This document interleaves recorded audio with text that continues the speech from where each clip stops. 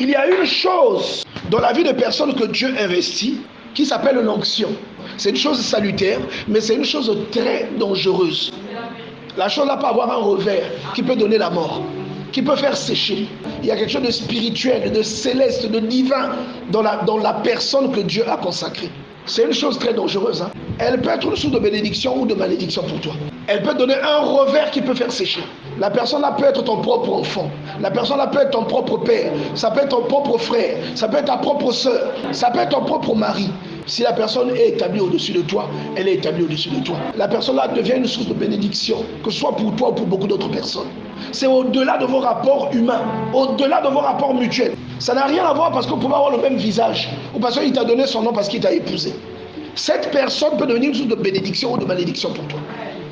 Lorsque quelqu'un a quelque chose de Dieu, tes rapports avec cette personne doivent être remplis de sagesse.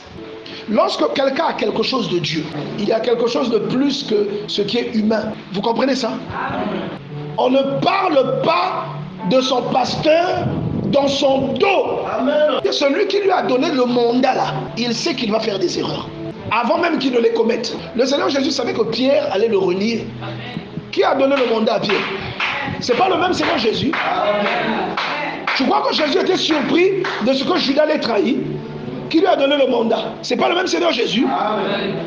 Celui qui a appelé le pasteur prince, il connaît les erreurs du pasteur prince avant même qu'il ne les commette.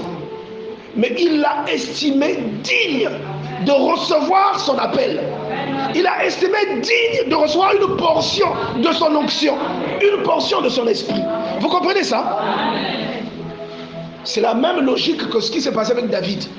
Dieu savait tous les jours de la vie de David. Il savait ce que David allait faire. Mais il a estimé digne de lui donner la place qu'il lui a donnée. C'est pourquoi même quand Absalom s'est rébellé, Dieu a été du côté de David. Parce que nous les hommes, nous sommes surpris par les erreurs des uns et des autres. Dieu n'est pas surpris par ça. Il y a quelqu'un qui n'a pas compris qu'il y a des choses qui ne viennent pas dans sa vie parce qu'il a un esprit de rébellion. Oh non, je suis plus âgé que lui. Non. Si la personne est établie au-dessus de toi, elle est établie au-dessus de toi. Votre pasteur a été établi par Dieu. Il a été établi par Dieu. Je prie pour que Dieu t'enseigne ça.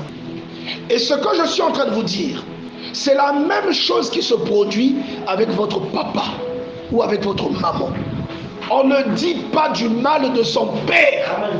La Bible dit honore ton père et ta mère. Est-ce que tu sais que ton père, c'est le symbole de ton Dieu ici sur la terre? Est-ce que tu peux dire du mal de Dieu? On ne dit pas du mal de son père. On ne dit pas du mal de son pasteur. C'est pourquoi tu vas voir que la femme de distinction, la Sunamite, dans le 2e livre des rois, la Bible dit qu'elle n'avait pas d'enfant.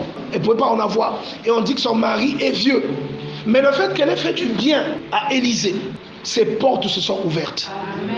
Vous ne trouvez pas ça chez tous les êtres humains. Vous trouvez ça chez 2 catégories de personnes. La première catégorie de personnes chez qui vous trouvez ça, ce sont vos propres parents. Le bien que vous faites à vos propres parents engendre des résultats.